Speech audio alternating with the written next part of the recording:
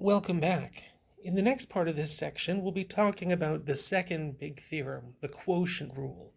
So again, we start off with two differentiable functions, f and g, and we're interested in the function that we get when we look at f divided by g, and we want that derivative of that function. Of course, we have to put a little side condition on here. G certainly can't be equal to 0, otherwise f divided by g would be undefined. And as long as f and g both have derivatives, then f divided by g has a derivative as well, and it's given by this formula. G times f prime minus f times g prime over g squared. So just as before, we're going to prove this just like we did with the product rule. And when I prove this, I'm going to do the same sort of thing that I did when I started with the product rule proof, which is to begin with the limit definition of the derivative. So we want the derivative with respect to x of f of x over g of x. And so that is the limit as delta x approaches 0 of f of x plus delta x over g of x plus delta x minus f of x over g of x, and then whole thing all over delta x. Now, the first thing I'm going to do is just to clean this up. Already I've got fractions inside of fractions, and I really kind of want to simplify my life a little bit. So the plan here is I will take this fraction that I've currently got, the whole thing, and multiply the top of it and the bottom of it by the common denominator of those two little fractions. So for those two little fractions, their common denominator would be g of x plus delta x times g of x. So I'll multiply everything on the top of my difference quotient and everything on the bottom of my difference quotient by this. And why I did this is because when I multiply my fraction by g of x plus delta x, g of x, then the denominator of my little fraction will cancel, and I'll be left with just f of x plus delta x times g of x. And then the same sort of thing will happen with that second fraction.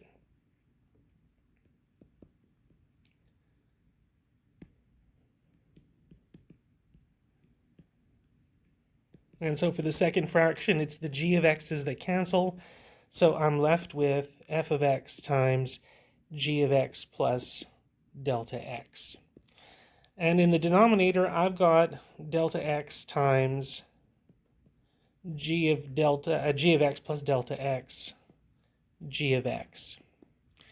Okay, so I'm going to do a little bit of work here. Just one thing before I get into the big plot twist in our proof here.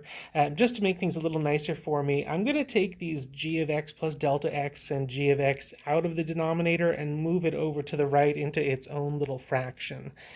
So by that I mean the first fraction will have delta x in the denominator, and then I'll have a times 1 over g of x plus delta x, g of x, as a separate little fraction. And I'll just keep my numerator along with the delta x. And then we'll talk about what our next plan is to do before I flip the page.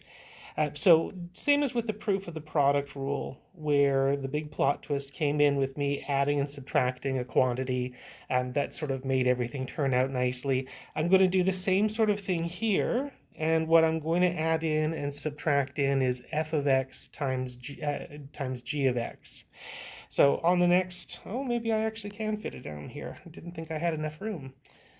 But let's go and do that.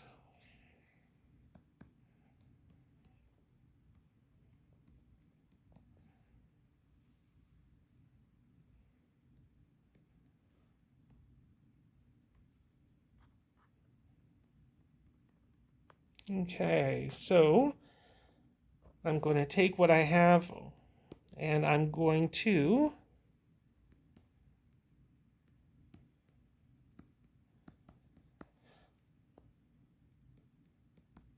add in and subtract a quantity. And as I said, the quantity that I'm going to be adding in and subtracting is f of x times g of x. So I'll have a little minus f of x g of x and a little plus f of x, g of x. Okay, so what we can see, and this is sort of the same thing that happened with the product rule proof, it's going to happen here as well. I can now see with the first two terms that they both have something in common, in particular a g of x, so I'll be able to factor that out.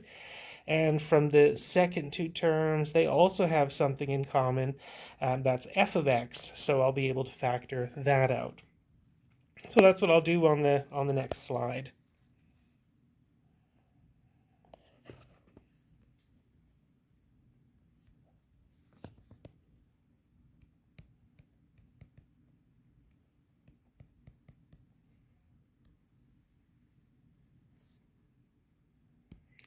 So we had, from the first two terms, I said I was going to be factoring out the g of x.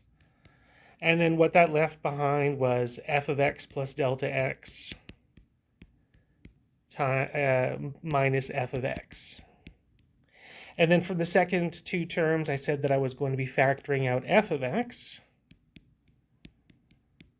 And what that left behind was g of x and minus g of x plus delta x.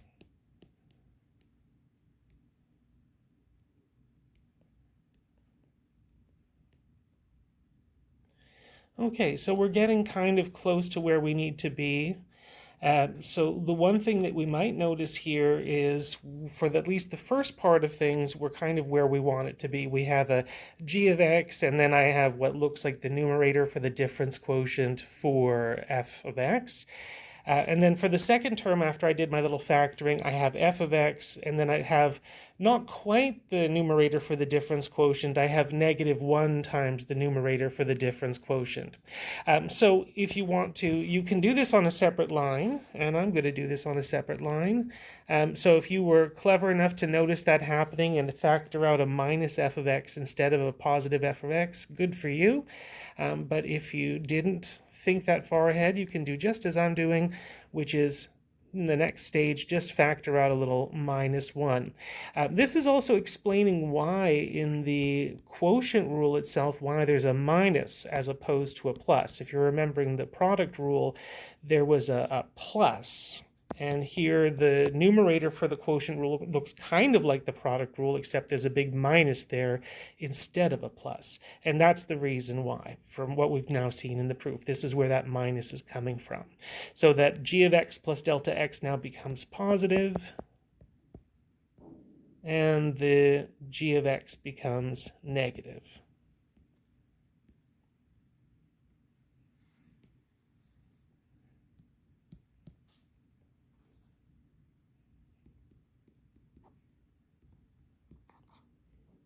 Okay, so now I'm going to do a bunch of splitting things up. So here, one thing that I can do just algebraically is split this first big fraction up into two separate fractions. I could say I have g of x times that little difference quotient part for f over delta x, and then I can have minus the second part of the numerator also over delta x. So that's what I'll do. I'll do that next.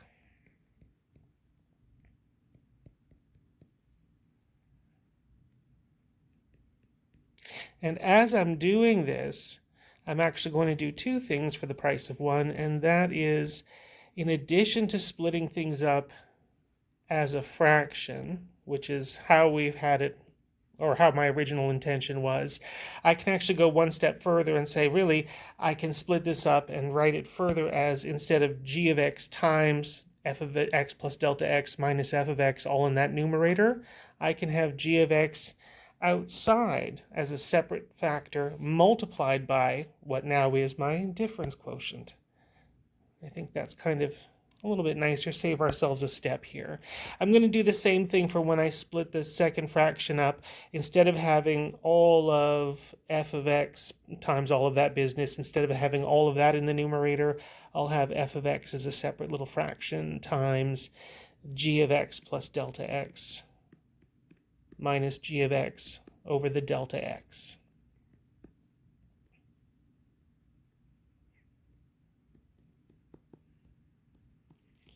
And now here, I'm going to invoke one of our old limit laws. which said if we're talking about products, if we're talking about sums and differences, if we're talking about constant multiples, if the individual parts all have limits that exist, then the limit of these multiples and products of are simply just the individual limits all combined together. So in other words, I'm looking at this and looking at this first factor and saying that in that first factor, those two big terms, both of those, the limit exists as delta x goes to 0. And that's because for the g of x part, there's no delta x's in there. So as delta x goes to 0, that's g of x. The second part, that's our difference quotient. We know what happens when delta x goes to 0 for that. That limit exists. The limit exists for f. The limit exists for the second difference quotient. So for all of these parts, the limit exists as delta x goes to 0. So we can simply evaluate and say as delta x goes to 0, g of x would be g of x. F of x plus delta x minus f of x over delta x, that's the difference quotient. That becomes f prime as delta x goes to 0. Then we have f of x is going to be itself as delta x goes to 0. And our difference quotient for g, that becomes g prime as delta x goes to 0. And the second part of this also has limits existing as delta x goes to 0.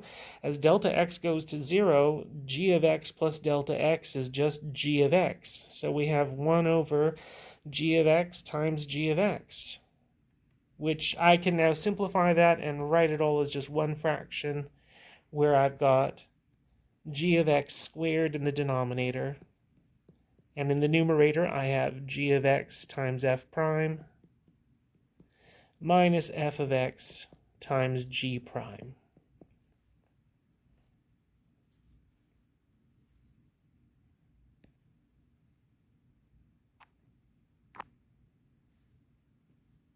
Okay, so now let's continue on with doing a couple examples using the quotient rule.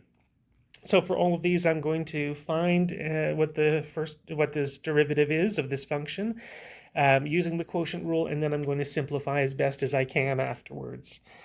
Okay, so we have a function f of x, and here I've got definitely a quotient. I've got a function in the top, I've got a function in the bottom. And so when I do my quotient rule, I'll be applying my quotient rule thinking of this as being the f and this as being the g in my quotient rule. And in my quotient rule, it says that if we're looking for the derivative of a function, that's a quotient, then the denominator will be the original denominator squared. So we'll have cosine squared of x. Then we'll have the denominator as it is times the derivative of the numerator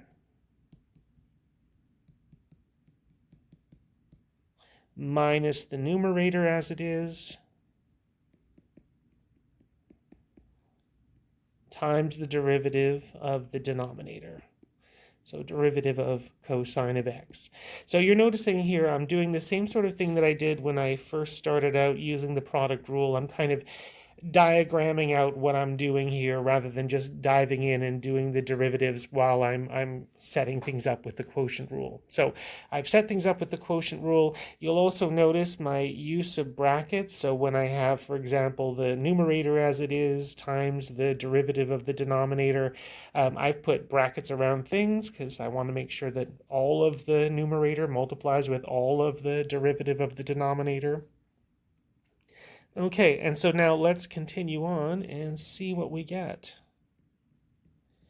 So in the numerator, I've got cosine of x times the derivative of x squared, which is 2x, plus the derivative of 3x, which is 3, plus the derivative of 1, which is 0.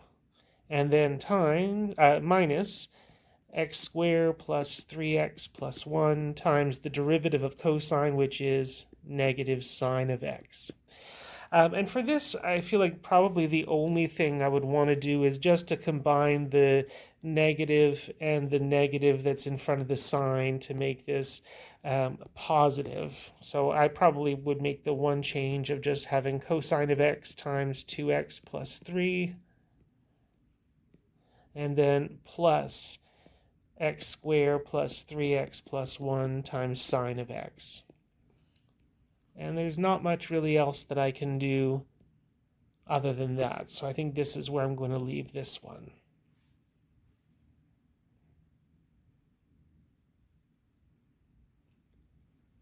All right, now we have a second example. This one is also a quotient. Just before I tackle this, I know that at some point I'm going to be taking derivative of square root of x. So just as a little aside to myself, I know that square root of x is the same thing as x to the 1/2. So if I'm looking at the derivative of the square root of x, I could think about using the power rule on x to the 1/2, where the power would come down 1/2. Power would be reduced by 1. 1/2 minus 1, that's negative 1/2. And if I were to rewrite that in radical form, that would be 1 over 2 x to the half, or 1 over 2 square root of x. So I'm just going to put that aside because I'll need that fact later on for when I take the derivative of g of x. And so, again, it's a quotient. I see the top and the bottom. They're both functions of x. So I'm ready to go by finding my derivative, starting off with the denominator getting squared. There we go. That's our denominator. And then the denominator comes up times the derivative of the numerator minus numerator as it is times the derivative of the denominator. Okay, so I've diagrammed things out with the quotient rule. Now let's actually take our derivatives. So I've already done the little side work here. I said that derivative of square root of x is 1 over 2 root x. And then derivative of 1 plus x squared. The derivative of 1 is 0, and the derivative of x squared is 2x. And then all over 1 plus x squared squared.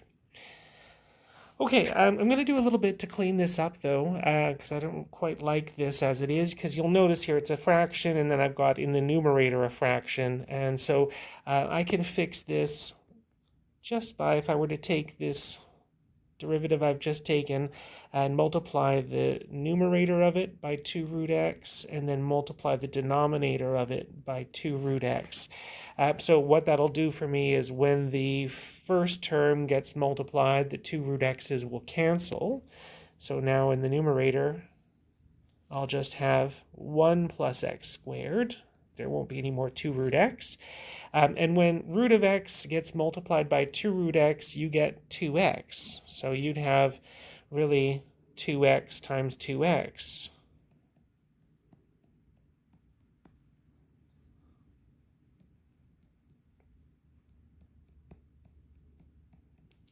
And then there's maybe one last little bit of work that I could do here. So you can see that I've got 2x times 2x, which is 4x squared. So I could simplify my numerator and rewrite it instead of 1 plus x squared minus all this. It would be 1 minus 3x squared. The other thing that I could choose to do, and I mean, it's up to you. I don't know if I'm going to care too much about it, but you could, if you felt like it, rationalize the denominator, and you could do that by multiplying top and bottom by root of x. So if you did that, then you'd have root of x on the top and x on the bottom. So if you wanted to go one step further, you could, but I'm happy with you leaving it with the root of x in the denominator for this one.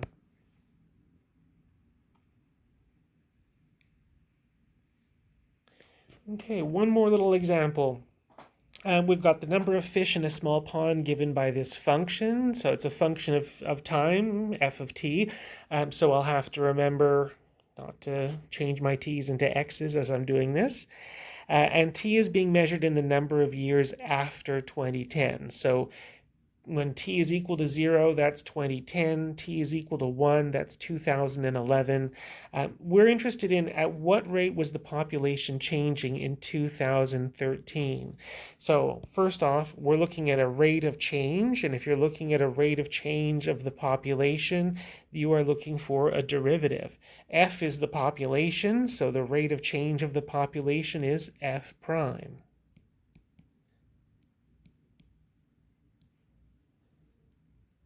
And it's in 2013, so we're looking for f prime of t when t is equal to 3. So this is going to sort of guide my plan here. You'll notice that whenever you do a quotient rule, there's a little bit of simplifying that you might have to do, and sometimes you can get away without doing it. In particular, something like this, where after I find my derivative, I'm just going to be sticking in values for t. And so in that sense, it's maybe faster not to bother simplifying and just start evaluating. As you do more practice, you'll get a better idea of when it's worth your time to simplify. In some cases like this, even for something numerical, if there's some easy simplifications that I do that'll make my calculations faster, maybe it'll be worth it.